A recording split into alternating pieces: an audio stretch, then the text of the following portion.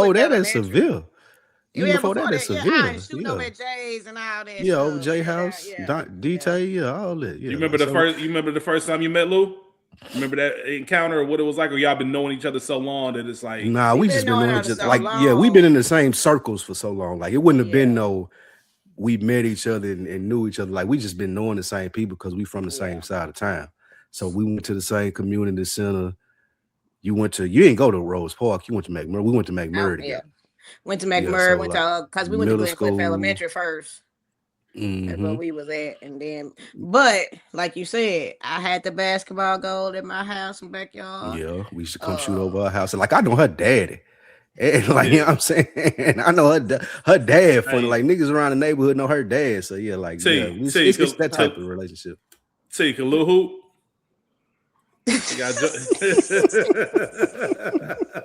Man, about as good as me. Hey, I was on the basketball team. Hey, she was on the state. She was on a state basketball team though. Yeah, but they went to state. On the bench though. But I played against the best, behind the best guards though. So that's the thing. Yeah, like our high school was like the top girls basketball team in the city. Real. I appreciate the honesty because most people, it's been so far removed. Most people, they led the team in scoring, points, assists, rebounds. See, I wasn't like that in hooping at all. Nah, we were legendary. So if you talk about the Lady Bobcats, everybody gonna know, and so they would know that. When I got in off the bench, I shoot my rainbow three, and it'll fall sometimes. But that's all I was doing. It was everybody around the city. Like, it's very rare that people go to girls' basketball games. Like, people around the city used to come to their games. Before that was popular. Before it was like, before girls' basketball was popular like it is now, their team was popular. Yeah, that's what's up. That's what I'm talking about, man. Hey, it's funny because I got this post. Last week when we talked in chapter 59, we ended the episode. I was giving Mo his flowers just about kind of starting all this and things of that nature. And I was thinking to myself earlier, man, like Mo really hit a pet peeve of mine earlier today. But he's also helped me with the so what mentality. So the so what mentality in regards to like, is this even worth your energy if it's not? Just tell it so what and keep it moving. In the group chat between myself, Lou, and Mo, I realized in a couple of weeks I have a scheduling conflict. Coming up. So I try to get ahead of it. We about 2 weeks away. And I'm like, yo, I know we're supposed to do this on this date, but I'm not able to do it due to travel. What do you think about Saturday the 18th as a substitute? Either one of y'all available? And of course, Lou says, man, I'll let you know. Mo proceeds to send memes and other shit, disregards my question. He didn't even acknowledge it. Didn't even thumbs up it. None of that shit. So I'm like, all right, then, bet. So I answered his thing. He asked a question or posted something like, yeah, that's cool, but what about the question I asked? And then right away he said, which Saturday? This Saturday? And I'm thinking to myself, like, all right, Mo just triggered the button. Because I took out, me personally, I pride myself on communication, right?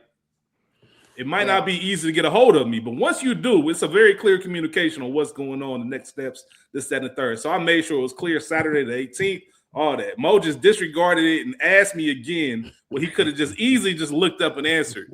But I was like, you know what? Don't even matter. I just went ahead and answered his question, went on about his day. I'm only saying this, Mo, because I know you're going to hear this. I know you're going to give a nice little laugh. But start reading my text messages, man. That's all I got to say. Man, I thought you was gonna bring that thing back around. Nah, that's it. I just wanted Mo to hear it. That's nothing. I'll bring it back around. So T, the type of person when she walk in the room, if you didn't read her text message, she gonna man start reading. Like she gonna say that to the whole room. Like definitely. Whatever come from it. Definitely. Why you didn't read my message? Yeah, definitely. Nah, that's real. I love people like that. She that person. She that person 100%. And I love her for it though. Straight shooter, no chasers. I might have to give me a couple of shots before this is over with. Hey man, well, it's your show. We here. It's not just your regular host. This is the launch. This is the launch for your podcast. So you finna come over here and you talk your shit. It's a launch. So you hear the voices. Obviously, I'm your host, Rich, joined by the legend Spike Lou. We're not alone. This is book 2, chapter. Oh, I'm tripping on the illustration. We on chapter 60. I need to change that on YouTube as we go up, but we on chapter 60. We're not joined, or excuse me, we're not here by ourselves. We're joined by I'm already gonna call you a legend. I can tell already. We're joined by T. You're joined by T. We appreciate you, T. Shout out to you. Thanks for joining us this week. How you feeling? What's going on with you? I feel good. I'm excited to be here. I got my gear on, man. I'm excited. I'm ready to get into whatever we're talking about. Shirt, CEO chain. I gotta flex my company. That's a Dame Dash CEO chain? No. That's what Dame had. a little less weight. I ain't mad at you, man. But now, shout out to the shirt, man. If you don't mind, let's show it on the camera. One of the official Bookworm shirts, the merch. Let's get it, man. Looks good. You said the quality was good, true to size. That KOS on the side is hard. It is. Patch on the side hard. Yeah, shout out Big Jeff, man. Y'all can still get those shirts. Click on those links. We're gonna post T on the page.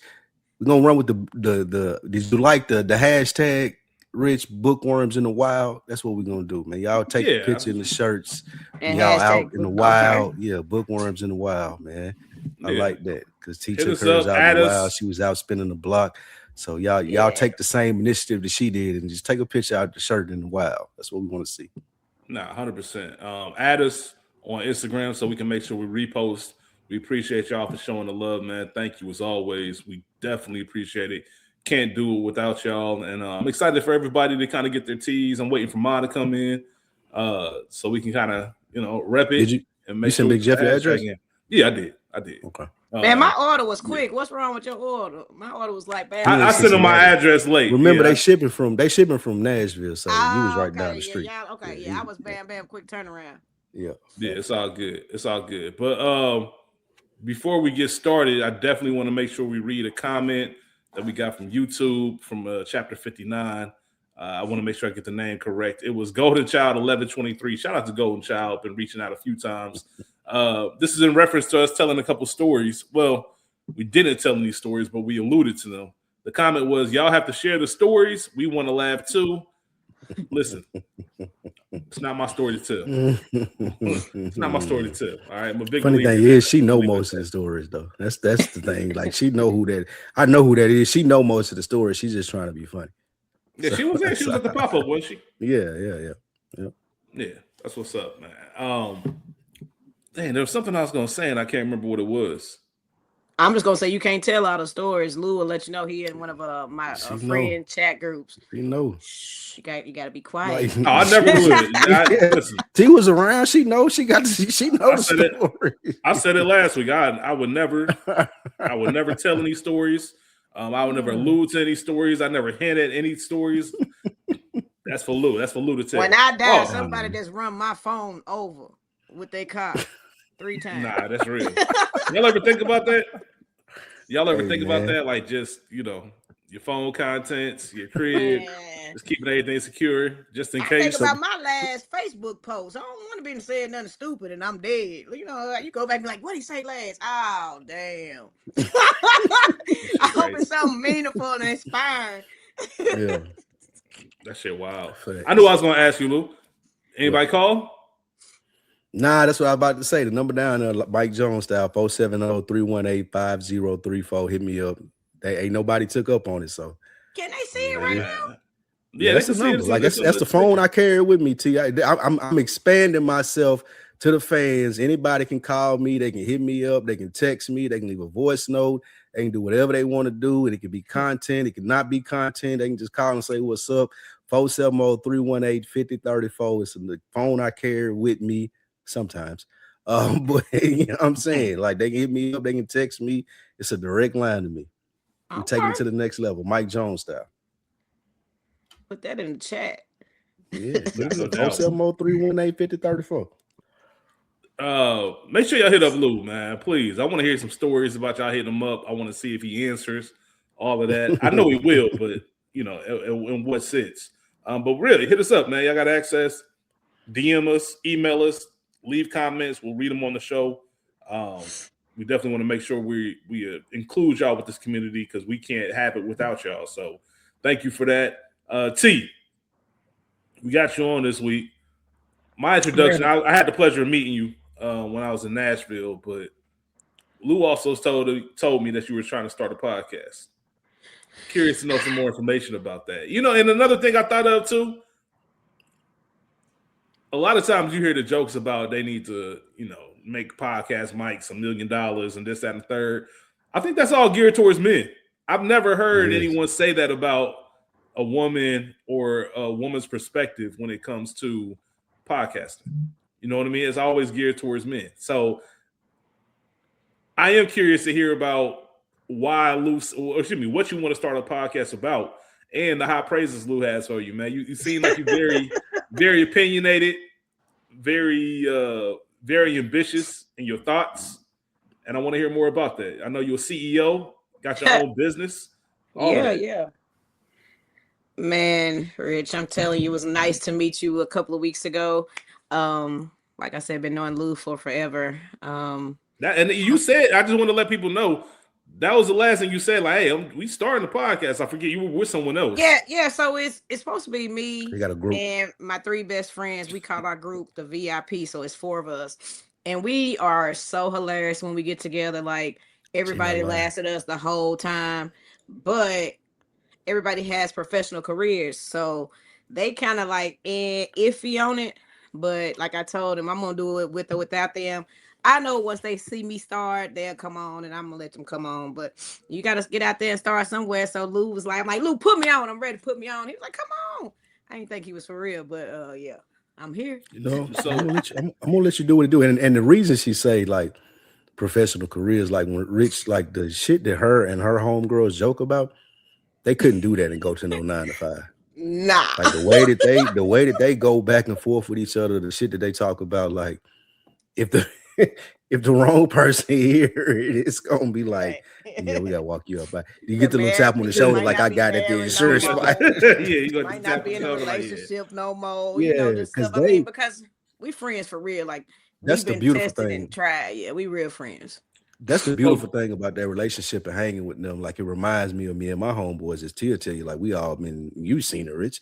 Like we've been hanging out like that for long. So when you get around them, the freedom of expression that they have amongst each other, like it ain't nothing that's overboard, because they all know I ain't trying to be offensive. Like I ain't saying this in a malicious way. Like I fuck with you, and I'm speaking my truth right now. And like that's the lane that we grow in. And it's always so refreshing. Every time I go home, I try to get around her and all the homegirls speaking of, and my homeboys, because that you don't get that everywhere. Like you can't get that everywhere. And it's only with people that you trust and that you've been knowing for a long time that you get that type of back and forth with, and it just give you confidence when you go out in the world. Like when you do what she do, when you do what we do, Rich, like when you go out in the world, like it give you confidence, because you know these people back here, they always gonna vouch for you. They always gonna be like, nah, you got them fucked up. Right. Well, I'm there or not. Yeah. T, what makes you want to take this into the podcast space? I'm very curious from that perspective, because have you ever recorded anything, or have you ever been a part of a podcast in the past? I haven't been a part of Would this be your first one? It'll be my first podcast, being a part of a podcast, but I've been featured on TV a lot. Back in the day, I used to write in, send videos into CNN to express my opinion about world views, things that's happening in the political climate. I use social media more so now, just with posting and tweeting and stuff like that. But yeah, I think I got something to say. I mean, everybody got something to say. Just to be real, it's just the people who really saying something. I think I can really say something at the same time. And we have a whole, me and the girls, we have a big diverse background, so we can touch on everything and have a different perspective, because we all walk in different walks of life and stuff like that. And I just think it'll be something good and funny, because you always need a little comic relief when everything is so serious. So we may talk about very important topics, like my homegirl just got cured from cancer. We had jokes on her ass even with cancer, you know what I'm saying? Because that's the love that we have. But we was also with her. So now all of her perks is over, because she cancer free. So she better not ask me for shit. And she knows she watching that's burn. But that's the kind of stuff, like in our group, we praying. I mean, we praying really hard, and we're there to support, but we also gonna throw them jokes, because that we need that comic relief in real life. I want to piggyback off that just real quick, Rich. Like, yeah. If I ain't mistaken, you ran for like student council and shit when we was in high school. I was on the student council. Don't do me, baby. That's what I'm saying. So like when you ask about the podcast, like she always been like this. It's like nobody from our neighborhood is running for student council. It's like, bro, we don't give a fuck about none of that. Yeah. Like we don't like, bro, get that shit out of our face. And our high school was like 70-30 black versus white. So she running against all white folks and they people. Like 70% white, 70% white, 30% black. That was our high school. And so we all stood out because we was neighborhood facing. Like, nigga, we don't give a fuck about none of this white shit y'all got going on. Like, we in here with gold teeth. We in here like just like leaning forward into who we are and what we think we was. So what I will say when you ask her about like where's it been to start a podcast, like it's always been in her. Yeah, like even in high school, like she would argue about shit that we wouldn't give two fucks about, but it was just they wouldn't care. I mean, we riding with her though. They'd be like, go tell Trevita tell the like, white yeah, it would be like, yeah, go tell her because she gonna tell the white folks, and then she gonna cause a ruckus about it, and then we'll go from there. Like whatever we go from there, we ride with her. Facts. So let me ask you this, and this is just fascinating from my hearing it from your perspective as someone entering in the space. I always wonder if people get, I guess, shy or hesitant about starting a podcast because they feel it's oversaturated. It sounds like you is more of a destiny thing. Like, hey, I've been doing this way before they had a name to it. This is just a perfect fit. But did that at all cross your mind? All right, is there another way I can get my voice out there without entering something that's already got so many voices and spaces? Or are you just like, nah, man, we just about to start this and roll? I'm going to tell you like this. Right now, everybody doing everything, and everybody can do everything, but it's the people who's really good or anointed in that space that really grow and they really have a good outreach. And I just feel like just like trucking, everybody right now trying to get a box truck or a trucking contract or something, but I'm me. So when I put me on it, it's going to automatically be top tiers. I always going to automatically going to go to the next level because I don't do anything just on my own. I let God lead me. And so even with the podcast, I feel like it is something that God can use me to like minister to people who look like me, sound like me, go through things in life that me and my friends go through. So it's going to be different. Where did this come from, your foundation of your confidence, your faith, all of it? Because it sounds like you've been doing it for a long time. So you and I, as Lou joked, me with the Gen 6, like, so I've always been looked at and even been elected in leadership positions, like college. Sure. I was vice president of our Black Student Union, then I was a president, and I was a director of our freshman leadership program. And I was out there front lining for certain causes and things, as much as you can care about something in college, you know what I mean? Things of that nature, but doing your own campus organizations, things of that. And it all started as a young age. So I know from experience that it's just kind of been in me for as long as I can remember. You know, you get the confidence from your parents and your family as a kid, and you just kind of get nourished in that direction. I posted something earlier this week on my own page just about how confidence is in all of us, but depending on your atmosphere, your environment, it's either going to enhance it or it's going to shield it. And it really depends on who you're around. So I say all of that in a very long-winded way. Where did yours come from? Where did that confidence, where did that, like I said, the faith, where did that all start for you? I'm gonna say at a young age it all started, but through my grandma. My grandma raised me out south in Nashville, Annie Jordan and Clarence Jordan. And my parents was out there in the streets doing street things, drugs and whatsoever. But my grandma always she drugged me to church even when I didn't want to go. Now I love going, but back then I didn't really want to go. But she taught me about having a relationship with Jesus, and also just that I could really do anything that I wanted to. You know how people say, oh, you can accomplish everything. But I believe that what my grandmama said is she made sure she sacrificed to deposit things into me. Hell, when I was going to school, I had to start the Colts and the Jordans and all that, and they couldn't afford it. They was on fixed income, but she just wanted me to know that I was taken care of and that she loved me. And so just having that strong-willed Black woman pushing me and pushing me to Christ, and then me establishing my own relationship with Christ, it pretty much made me just know I was a natural born leader. This is who God made me. It's a lot of things about me that people don't like. I'm openly gay and all that stuff, and I'm a Christian, so I gotta have thick skin, And I mean, pretty much everything I set my mind to, I've accomplished. But I know I've accomplished it with the Lord on my side. So I say my grandmama was pretty gangster. She whooped my ass a lot. But she taught me everything that's inside of me, basically. Let me ask you something, because we just coming off of Easter weekend, and I got I got chastised a little bit. So there was a birthday party I was at on Saturday evening, and one of my homegirls was like, "So what you doing tomorrow? Like, what you doing from 10:30 to 12? You coming to church for Easter?" And I'm like, "Listen, I ain't gonna hold you. Like, cause I'm religious, I'm spiritual, I believe in God, but I've been on the run like the whole month of March, and I'm like, listen, this is the first time in about 30 something days I ain't had to set an alarm. Like, I'm sleeping in. I said, if I wake up, I'll slide. And I woke up, it was damn near noon. And she was just like, Easter and Christmas or Easter and something. Them the days everybody goes to church. You ain't going to church. But I say all that to say, I feel as if when we get older, all right, even if you grew up in the church, there's always that moment of separation when you have the ability to kind of make your decision on whether you're going or not. So sometimes it's when you get a car. Sometimes, I grew up in an area where we had the church buses. So the bus would come pick you up if you wanted to, like the actual, school bus from the church. Or if your parents took you, you had a friend. But once you got independent and you could start driving, it was kind of like, listen, I'm going to do this or I ain't. You talked about getting your own relationship with Christ as you got older. You didn't like it when you were younger, but you got older. How did that establish? Like, you see the opposite usually. Like, what made you want to keep going to church, especially when you could easily have been, the talks of people like, oh, she gay, she this, she that. Like, there's a lot of judgment that can happen between the people.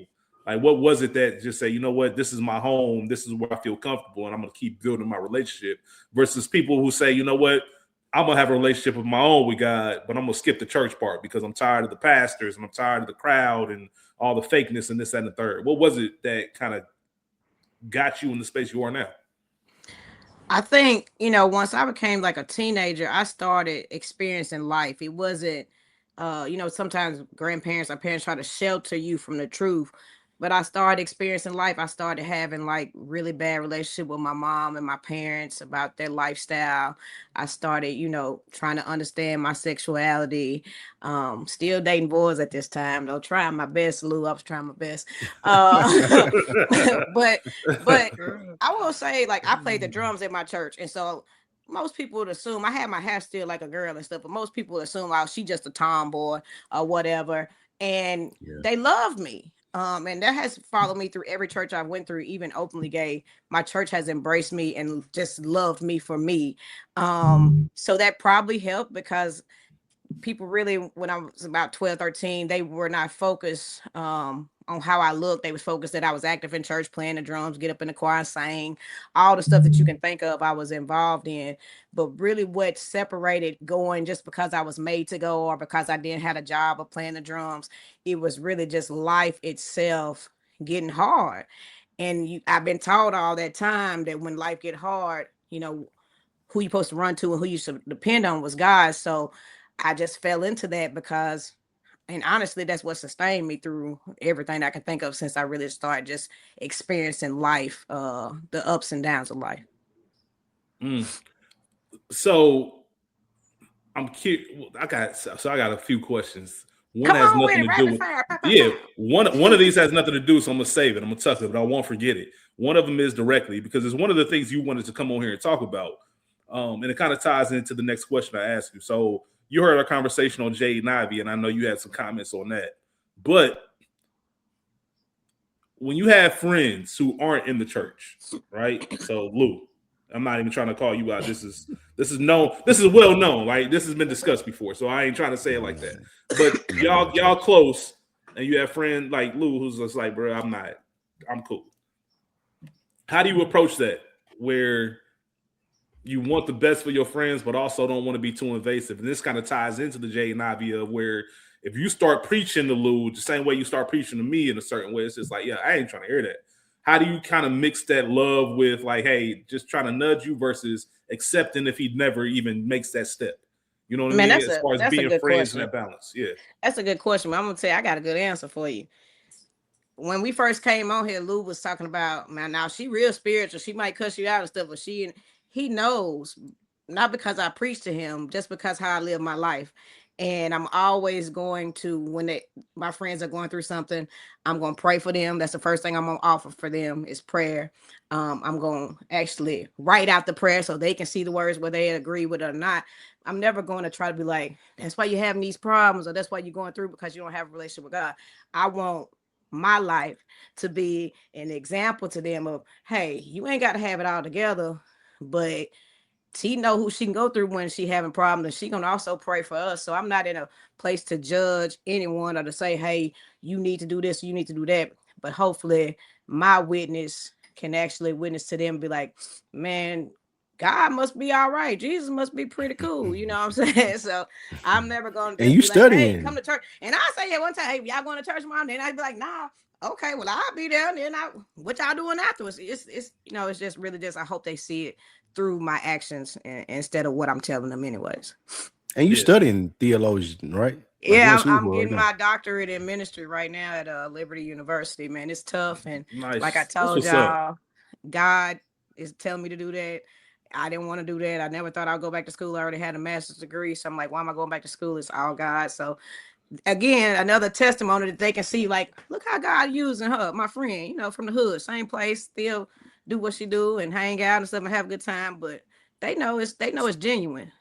For those who might not be believers or might not understand what you're saying when you say, like, I didn't want to do this, God told me to, and I know it looks different for everyone. What does that look like for you? Like, when you say, what does that conviction look like for you? What does that spirit look like for you when you know this is bigger than me? This isn't myself. This is something else leading me towards this. So like when Lou was saying, the podcast been in me for forever. It's really the ministry has been in me for forever. Since I can remember, I've been like, man, I probably should be a pastor or a minister or something like that. But I didn't want to, because I'm like, I'm gay. I be drinking. I be smoking. I be out in the club. I be kicking it. I'm a sinner. But when you look at it, we all are.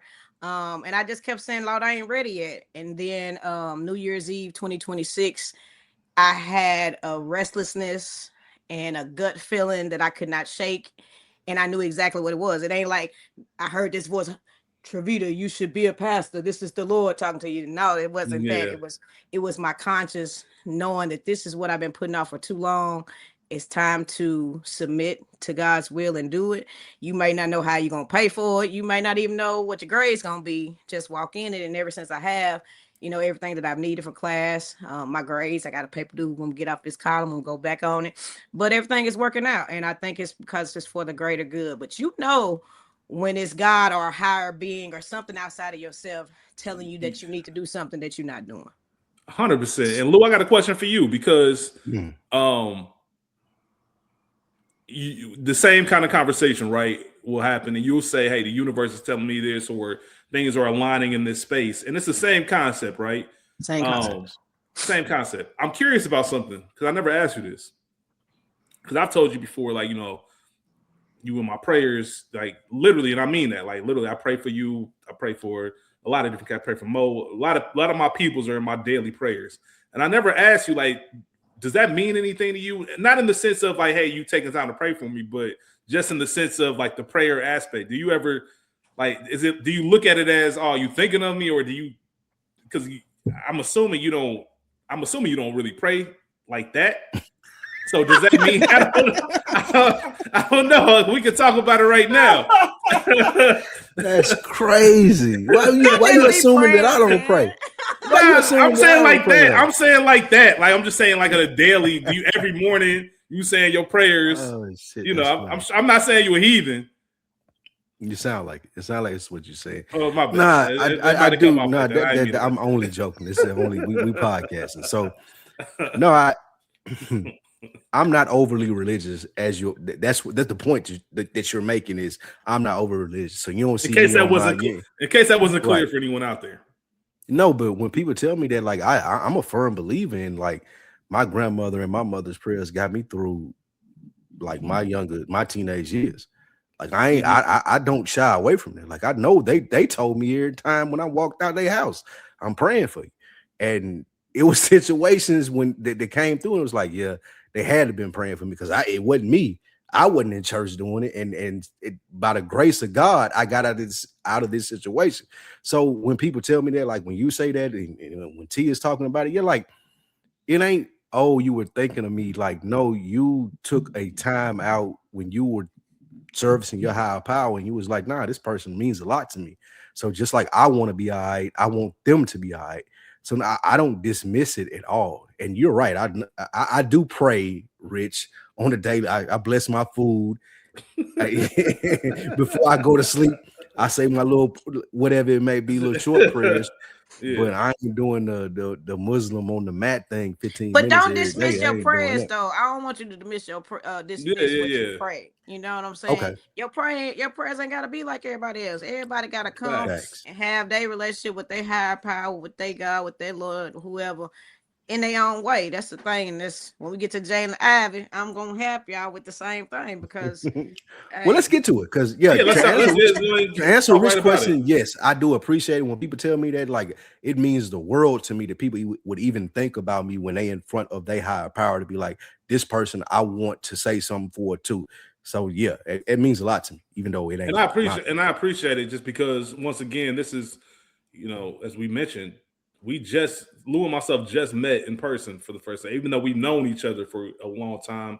So meeting wasn't no thing, but it was still a milestone. So we still are learning things about each other. So I appreciate the conversation because I've known things about you, then you take it as assumption. I'm like, I've never directly asked you any of that.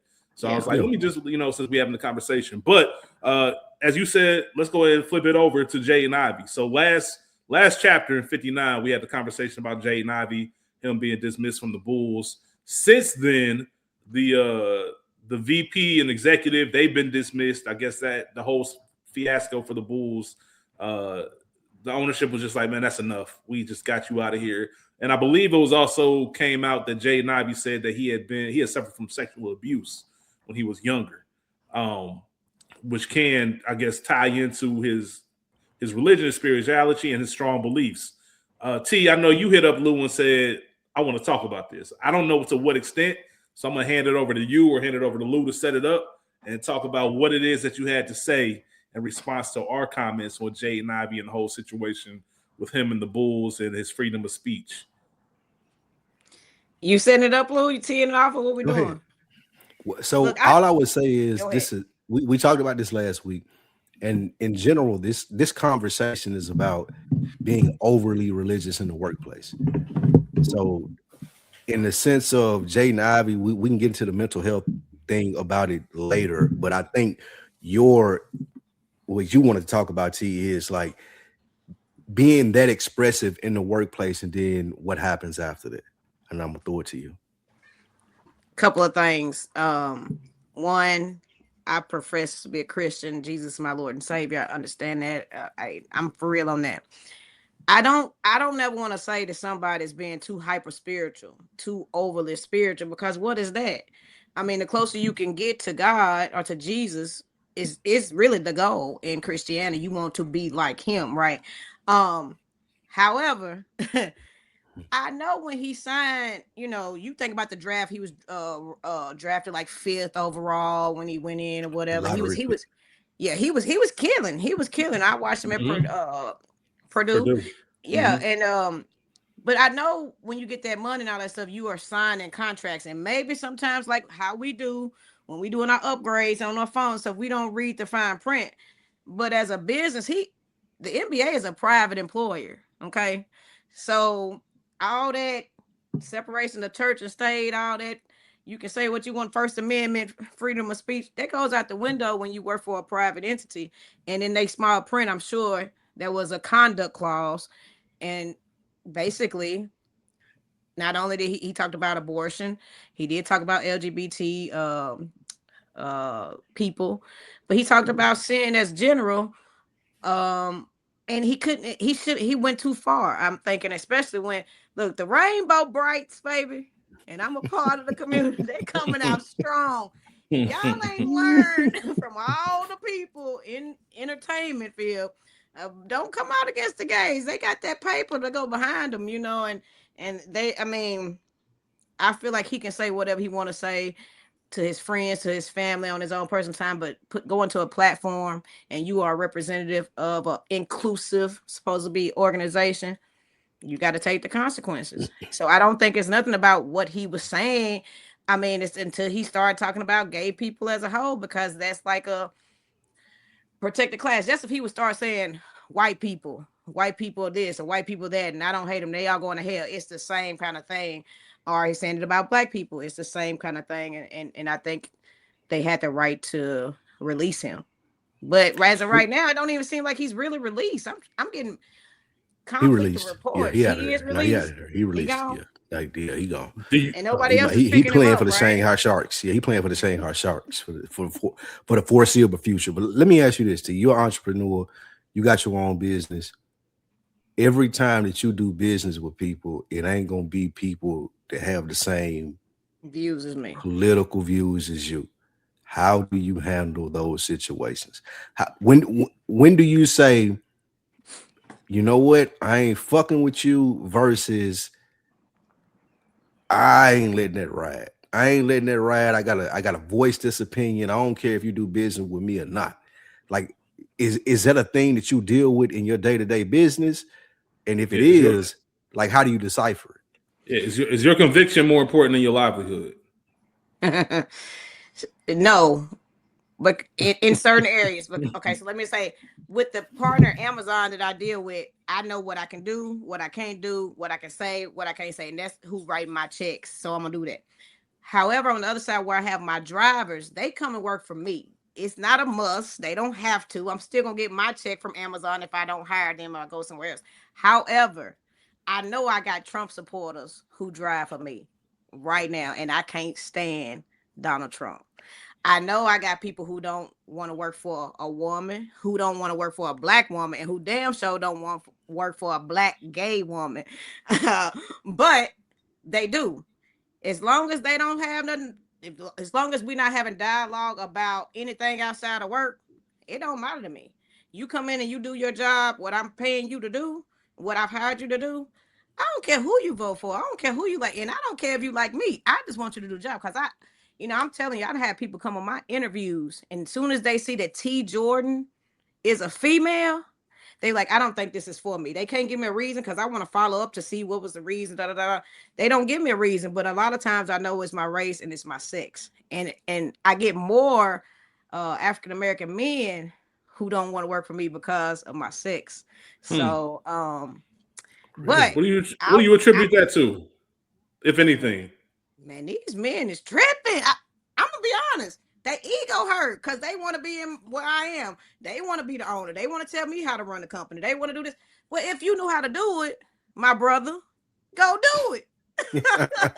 That's hold on though. Hold on. I ain't gonna let you off at easy though. So like, come on. You saying, yeah, let's do it. So you saying that the black men who register or try to work for you, they see it's you and they see what you stand for, and they're like, nah, I ain't trying to do that. And you think that's strictly because you a female and LGBTQ facing? Yes.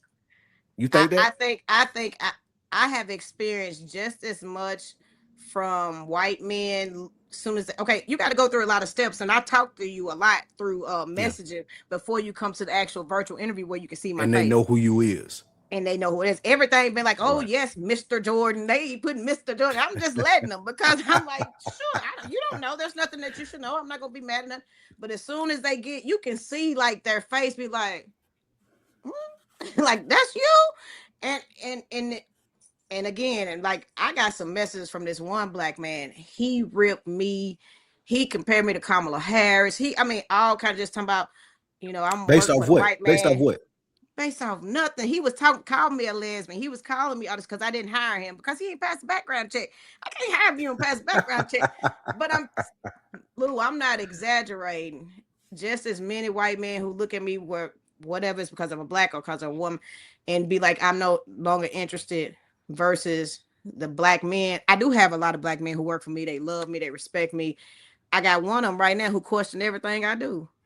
And I tell them every day, you know, bro, you don't have to work here. But I'm not gonna fire him if he ain't violating nothing.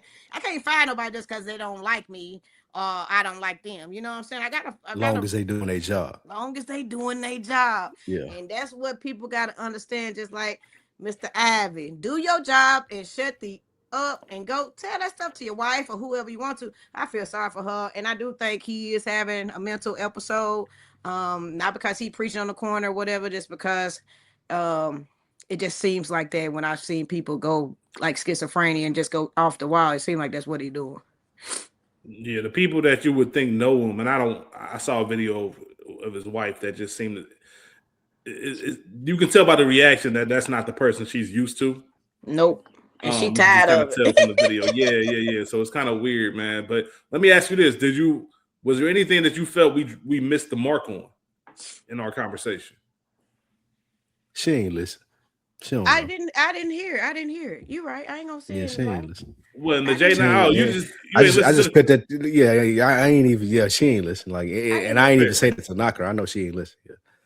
Nah, I respect it. I am curious about one thing. What? So, from your perspective, where do you feel like where's the relationship with black men, particularly heterosexual black men, and the gay community? Like, is there a healthy relationship in your opinion? That's a loaded question. It is. Well, let me do a little bit of let me. Boy, that was a curveball, Rich. Well, God, no, I'm not cleaning it up. No, I want to give a little bit of preface to what sparked this. So I just like asking questions and getting information from people. And I remember a couple of years ago, I can't remember how long it was. There was a picture that went viral on Twitter, and it was a bunch of. They didn't like proclaim to be gay, but you knew they was gay men. It was gay black them niggas on that boat. It was the boat. It was a picnic. They was on that boat. I know what you're talking about. It might have been that one. Yeah. Either way, I just remember the comments being a lot of straight black men, which to my first thought was like, well, why y'all in the comments? Why you care? Why y'all so bothered by this? It's one of those, and maybe this is my personality. I see it, I scroll through it, I just keep it moving. I'm not a stopping comment. I'm not a stopping this and that. It's just not me. But I saw a lot of just outrage and like, man, I ain't come on the app for this. But it was also one of those, like, they wouldn't bother nobody. It just so happened, y'all know Twitter got different pockets. You got right. What? What I'm saying is it came up on people's timeline, it became a thing. And I was intrigued by the dialogue and the response to it.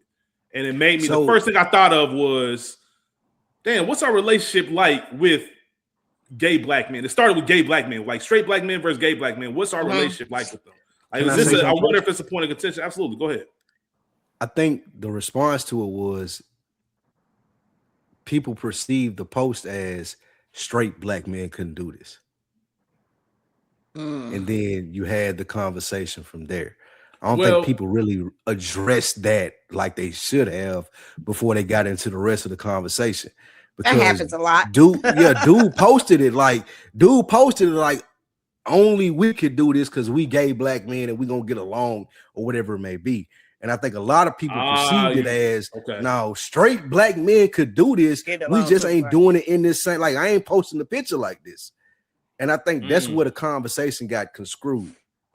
If I'm talking, what was they doing? Was they intimate? Was they hugging? No, they was just all on a boat. Like they were just all on a boat taking a picture. You could tell that they wasn't straight. Yeah, like if you took 1 minute to look at the picture, you could be like, oh, all these. It was the same type of energy as if all women, like on a girls trip, took a boat trip or took a boat picture. Same type of energy. It was that. Okay. Yeah, it wasn't nothing egregious. It wasn't nothing like, oh, these niggas. They wasn't doing nothing zesty or nothing like that. It was just like, if you looked at the picture, you could be like, oh, they gay. Yeah. It was and the post, people perceived it as if like 30 straight black men did this, they couldn't have the same post or wouldn't have the same experience. And I think that's why people was responding to them like, they was like, bro, like, we just don't take them pictures. We just ain't taking the picture like that. Right, based off you and your friends. Y'all was at the launch for the gear at Duco's. Ain't none of y'all niggas gay, but y'all hang like brothers for real. So I know y'all can go and take a all dudes retreat and kick it and get a lot of trouble. It wouldn't look like that, but the picture, I mean, it wouldn't look like that, but they so that'll be one love. of the pictures. They so brotherly love though. They love their brothers. They love their friends, and I think real heterosexual males ain't tripping on no lesbian women, and they ain't tripping on no gay dudes, because at the end of the day, you stay over there as long as you ain't trying to put your stuff up on me, trying to shake your boot in my face. Some gay dudes do. I'm not trying to. Real heterosexual men, they ain't studying that. They like, what's up, man? Because they know some cool people that are gay. They don't care. But it's some people the down low ones that be on that bullshit, just to be honest. So that's what it comes back to. So you're right. Now that you mentioned that, thanks for that clarification, Lou. That's not the picture I was thinking about. The boat picture, you're 100% right. I remember that the dude that wrote it saying, like, y'all can't do this. And that's what sparked that dialogue. The one I'm thinking about was a picnic. It was literally a picnic. I don't think I've seen that. Okay, then it was like I said a minute ago. And like I said, it just made me spark, because it was nothing was said about y'all can't do this. It was just them out having, a picnic, brunch, whatever the case may be, frolicking. Yeah, there's frolicking, gallivanting, the whole nine. But that's the one where the comments, and to what we just talked about, I didn't care. Like, that ain't got nothing to do with me. You didn't care. I just scrolled, keep it moving. But I looked at the disdain and the hate in the comments, and that's what made me wonder, like, damn, I'm sure all of us have individual friends who are gay, like let's say gay men, who we cool with, because we know them. We might have known them since we was kids. We just still know them now. Absolutely. Whatever the case is. And I think you look at those individuals different than you do the collective. And it just made me think, I wonder if the relationship between straight black men and gay black men is, if there's a disconnect, if it matters, if there's a disconnect, if there's any harm being done because of the disconnect, all of that stuff. It was just one of those fascinating thoughts I had just seeing the discourse. But that's what made me even want to ask, like, if you ever look at things and say, damn, like, people say they pro this and this, or pro black, but you treating this person like this, or because they don't fall under your umbrella of blackness, they kind of looked at from this perspective. And I didn't know if you had a perspective on that. I do. And one thing, I'm going to hit you with this nugget, I'm going to move from it quickly, but there's a lot of turmoil or animosity inside the black gay community itself. Okay, that's for another episode. But now let's go back to the heterosexual. I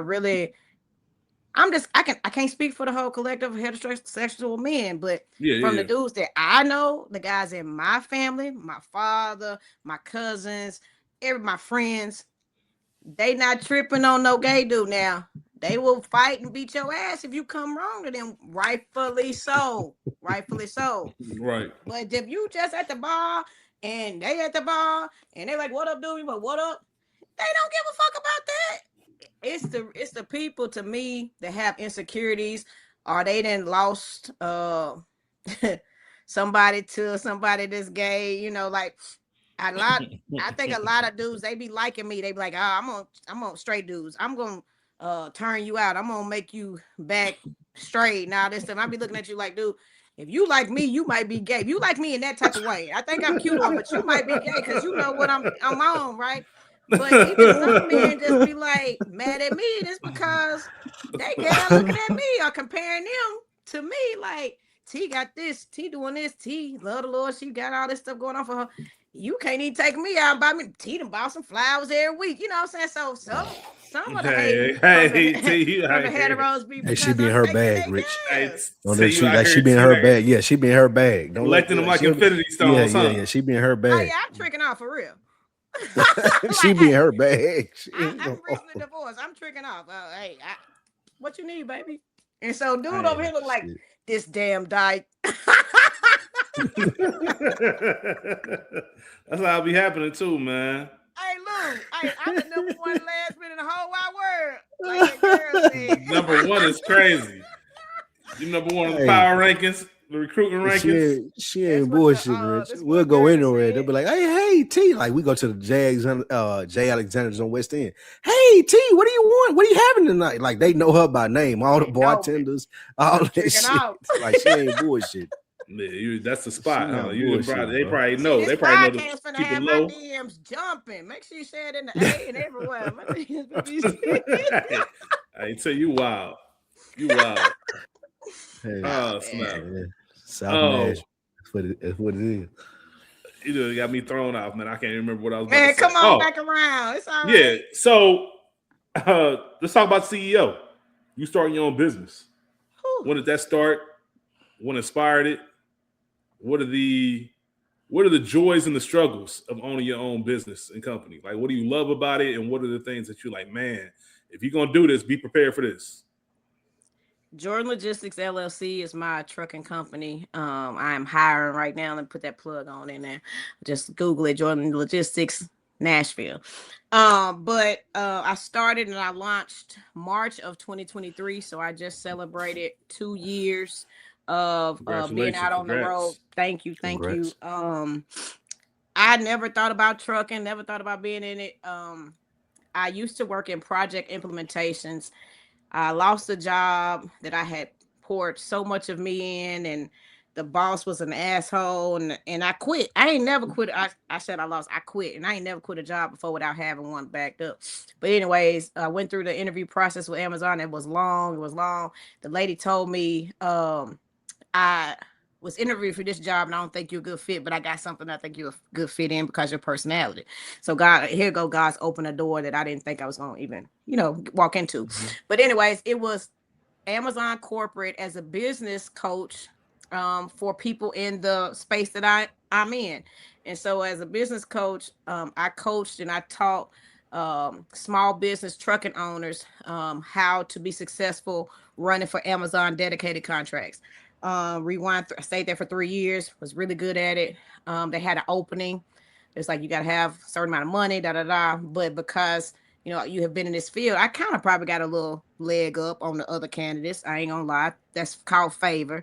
And so I got in there, man, and I was thinking, I'm gonna be so good at this because I've been telling the people how to do this for the last 3 years. Shit. You can tell some people how to do something from behind the desk all day and think you got it all figured out, but until you get in that position itself, everything changes. Dealing with people, especially dealing with people in this day and age that don't want to work, who complain about everything, who want instant gratification, that is the most challenging thing that I face. The most rewarding is being able to bless my family, bless my community, give back. Man, I get to give back on a lot of things. Right now, my company is struggling because the cost of diesel, because of hiring shortages or whatever. I don't know what they at, but so there are some people look at me like, you doing it?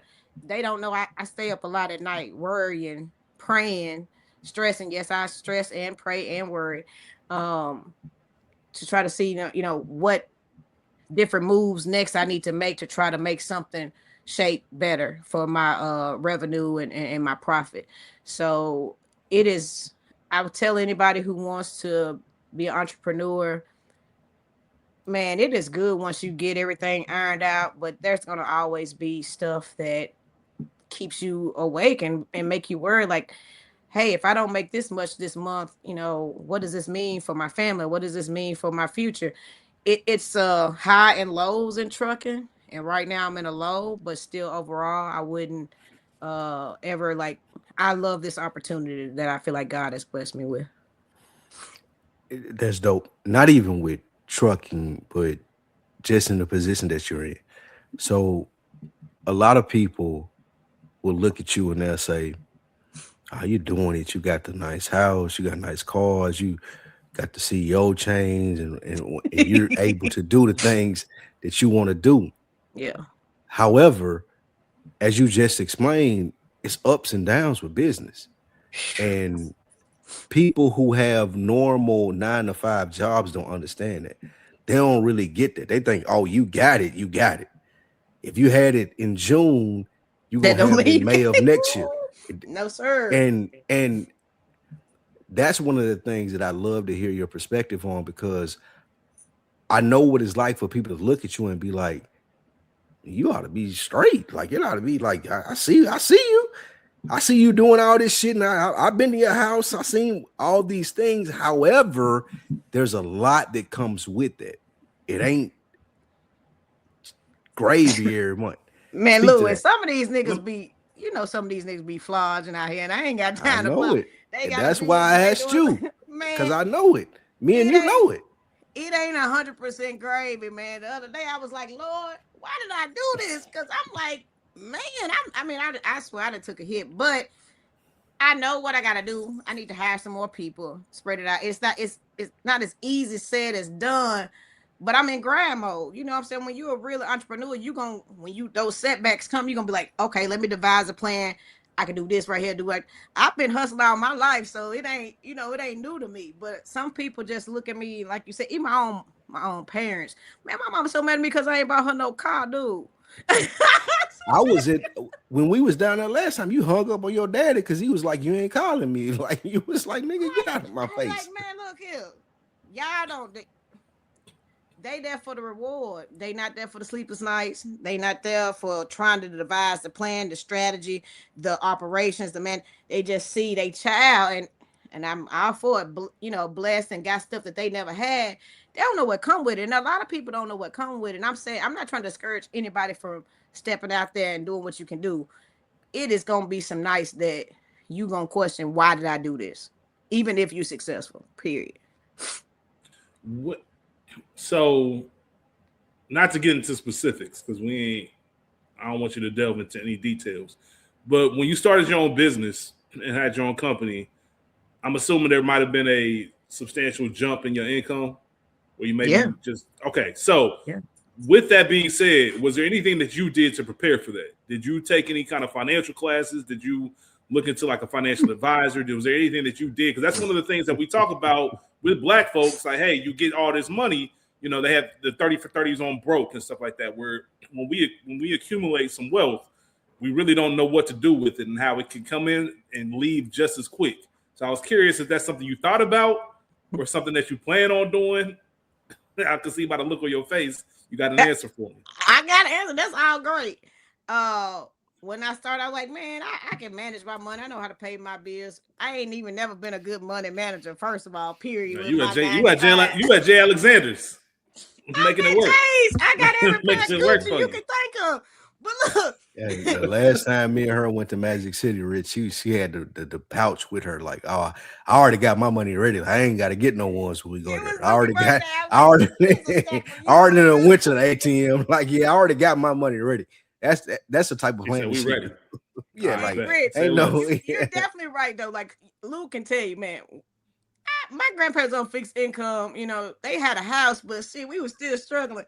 So now you give me like a lot of money. Okay, just say 200,000 more a year than I was making in corporate. That's the minimum. I'm just gonna say the minimum, 200,000 more. Man, you didn't think I stunted? You didn't think I go buy the Porsche?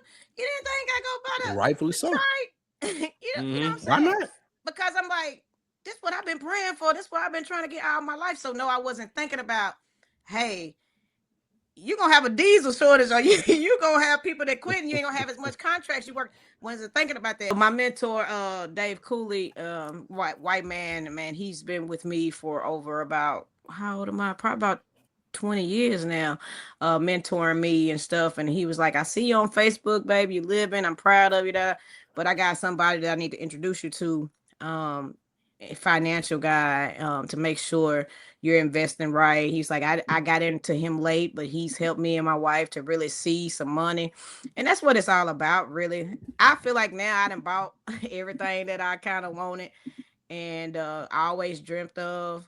And now I should have did it up front, but now after I pay my taxes in next week, then I'll go out, reach out to this man and really get involved in more. I mean, I have a couple of investments, but not like I should.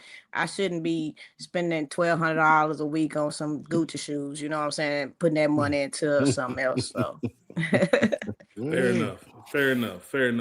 I want to circle back to something you mentioned earlier about, your parents or your family. Now that you've done things and you're obtaining things that they never did, and that responsibility or that obligation, as some might call it.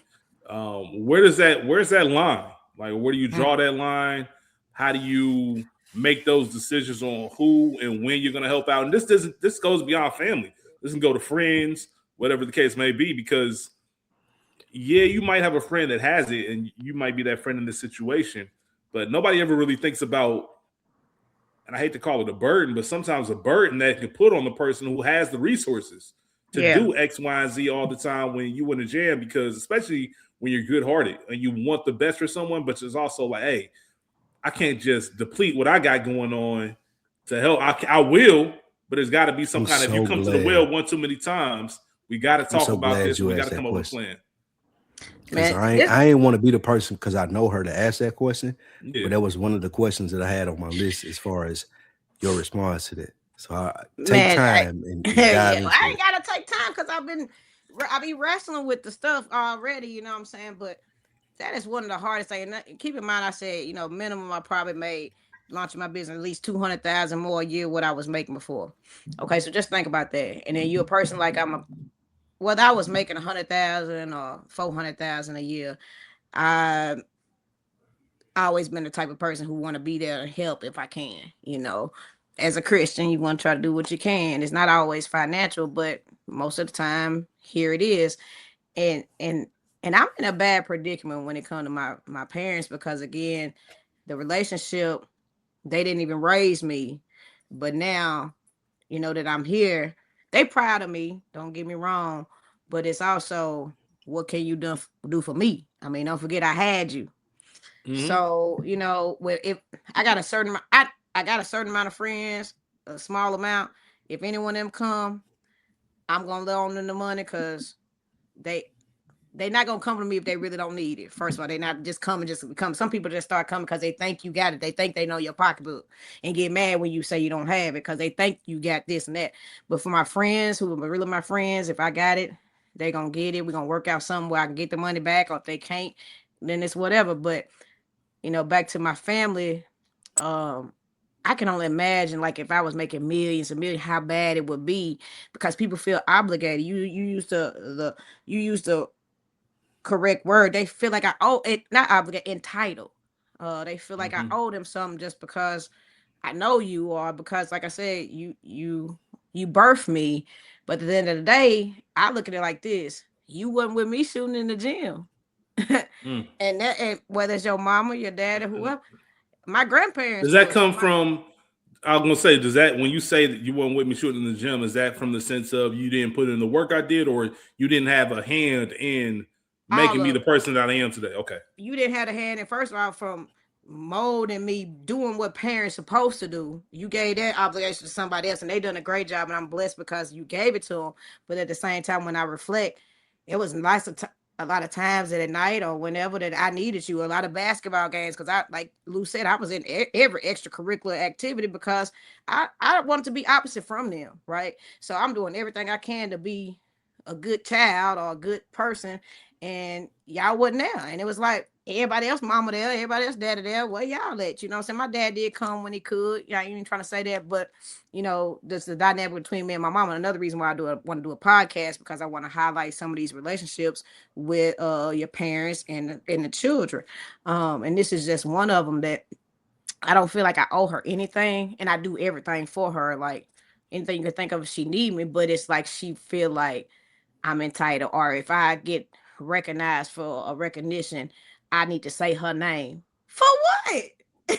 I always say my grandmama name because she sacrificed. She's dead and gone, but that's who I owe it to. You, like, again, you wasn't with me shooting at the gym. I love you.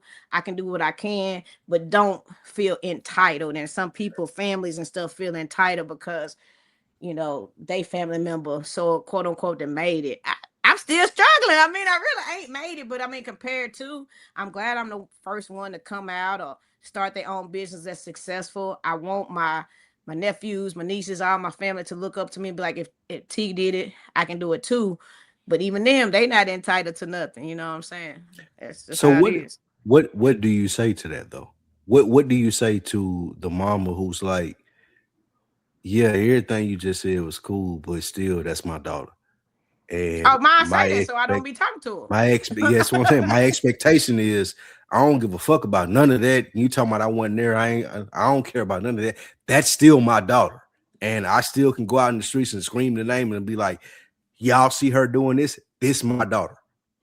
No, she can claim. Do it make you feel a certain type of way? She can say all that, but I will if she keep telling me like, talking crazy to me, I would cut her off to get my peace, and I have, and it's crazy. And around today, she called me just to say, hey, I want to just check on you, because it went from a lot of what I wanted her to do, just check on me, to always, hey, I need this, I need that. My birthday coming up, buy me this car, buy me this. Not only a car, you want a BMW with the leather seats, and you know what I'm saying? It's that crazy. So she is definitely what you're doing, exactly what you say. Hey, I'm still mama, and if you wouldn't be here if I didn't have you. So even that I had to deal with and be like, I love my mama more than anything. I do anything for my mama, but I'm not gonna feel obligated to buy you all this luxury stuff. What I do from the heart. If that's not enough, then you shit out of fucking love. Is there ever too many times, or has there ever been a scenario where y'all gonna maybe get another shot off that one, because that's some real. I go to counseling for that shit, ahead. man. That shit is that's for real. That's what this is all about. That's what we're here for. That's what we do over here. That's what we do you ever feel like someone's going to the well too many times? Where I know where you got your friends and your crew where it's like, man, I'm gonna look out, I'm gonna do whatever I can, but sometimes it's just like, yo, like it's time for somebody else to pick up a tab or do this or that, or I done got the whole night because somebody get the Uber or somebody, you know what I mean? Like, cause is there a little bit of not keeping score, but more so because I know there's times when we celebrate, we having a good time. Because I'm one of the people, if I got it, like we good, like everybody good, we cool. But it's just out of GP. Yeah, just out of GP sometimes, like, yeah. I pulled that card out on the girls and my friends. And so when Lou was here, we went to Jazz Alexander first. I said, man, I ain't paying for nothing tonight. Just like it. And Vern, I got you, sis. Put them on me, put them on me. Because they know I do. But, yeah. And I'm not saying that they expect it, because I don't never feel like my friends expect that I'm going to do it. But they probably done got a little custom like, oh shit, he probably got it tonight. And most of the time I do. But that night I said I ain't got it. Went over to the cigar bar where you had joined us at. Said the same thing. I ain't paying for nothing. Now Holly like, I got you. You ain't got to pay nothing long as ain't over $35. Now that's the thing though too. Like the last time, not the last time we was at J. Alexander's, but the one before that when I was in town, like I was sitting there, I got my food, I was ordering my drinks. I wasn't expecting you to come and be like, because we was there for Vern shit. Right. And at the end of the night, you was like, nah, I got it. Like that, like I was like, that wasn't normal to me. But to you it's normal because you do that for your friends and shit like that. So I was like, nah, I ain't, don't put my I was on some bird shit, like, nah, split my shit up. I'll go on to pay for my shit. But you was like, why, Lou? I'm just not used to that. Like T do her thing, like they know her over at the bar or whatever it may be, and I wasn't expecting her to pay for it. So if I'm expecting somebody to pay for something, I'm gonna be modest and like I ain't getting another drink, I ain't getting an appetizer, but I had been doing that. You ain't getting a big dog steak. Yeah, I ain't getting a Maui steak at J. Alexander's if I'm expecting somebody else to pay for it. I thought I was paying for it. But that's the whole to her point. To her point. Like she didn't even ask a question. She was like, nah, this on my bill. I'm paying all this tonight. And it wasn't because even the same way, I want people to not. I got some people that they know I'm paying. They gonna go and order all the drinks and all the exactly. So and I'm not doing. I don't want them to know. And then at the end, you gonna be blessed regardless of whether you went over and above or you did. You know what I'm saying? But and I was surprised and I was appreciative of it because I ain't used to that in the sense of like I'm finna sit here and run my card up. But she was like, nah, like we here for this reason. We all agreed to come out to this and like, nah, I got it. And then we came back. That's to her my house bad. and got drunk. How'd that make you feel, Lou? Like just from the initial, like, nah, I got it to like, oh shit, that was dope. Like just the steps. Like you felt it when you came rich and you met my people. Like it wasn't no thing. It's like like he slick fuck with him. Like no, you knew that we fuck with each other for real. And in the same sense of like with T, like it ain't no. I don't talk to her on a daily basis, right? Other than like the group chat that we got, but I barely respond even in there. But he be knowing me crazy. Yeah, I know. Like that's my home girl. Like so. it's not crazy to have that thing happen and be like, yeah, it's like next time it's on me. Like it made me feel good in the sense of these are the people that I know and love, and we've been knowing each other and loving each other for a long time. It ain't fake. And it's genuine. It's genuine. That's the genuine. thing, man. Like it's we can all like we can joke on each other, we can laugh at each other, we can pay for each other's food. It's so genuine. Yeah. It feels good. Like when I'm talking about my experiences and being in Atlanta and going when I go home and I get to meet up with T and get to meet up with all her friends, all my friends. It's so genuine. It's like, how could I how could I do without this? But I'll be like, how do other people not have this? Fact. Me and Lou literally like, just that too. Lou, remember we had this conversation. When I was in Nashville. Just I'm very similar in the sense where I'm blessed to have friends from elementary school, middle school, high school, plus my college friends. And we had the convo like, damn, there's a lot of people that don't know what that's like. They don't get to experience this. Or I think what I specifically mentioned was how many people hit me up sometimes and say, man, I love y'all friendship. I love y'all bond that y'all got because y'all still cool because they don't have it. You know, so it's always a wonder. They can't believe it. Like, you still cool with such and such? Like, y'all been cool for how long? So when people don't have that, do you think they assholes or they just never been around good people? Because I think it's a good. I look at it from good people. If you don't have no good people around, I look at it from one thing that I can tell you from a child to now that I've been blessed with. Man, I've had great people around me. Like I think it's just as simple as that. Like it's as much as anybody can compliment me or give me praise for X, Y, and Z. A lot of it's just because of the environments I've been in and the people that's been there. Like I've never been in a room where I had to dim my light or anything of that nature. So I've been fortunate to be around, and it just naturally happens. As even the chance, if you broke it down on a probability scale, the odds of me and Lou meeting and Mo being that kind of the common denominator between it would have been. It wouldn't have made sense. 1 to 2%. Like it just been very slim to none.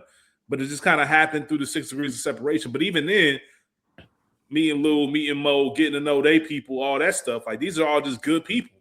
Like even if I don't know them, just an extension. Like even them is good people. So it's just I've always been fortunate for that. So to answer your question, I think it's more so just about who you've been around and who you latch on to. Also to answer your question, like one of the proudest moments that I had is when Rich came to the city and he was able to meet my friends, UT, all of us meeting at the cigar bar, David, Scoops, Poe. Like Rich understood when he was talking to us, like, oh, this not like no internet shit. This ain't no like fake friendship. Like these niggas been knowing each other. Like they can finish each other's sentences and stories. Just like when I'm with you and T, when all your friends. Like I know. That's just such a genuine thing. And when people get to experience that and see us in our element and see us around each other, it's like I ain't holding nothing back because I don't have to. You don't have to. These are my people. I fuck with these people.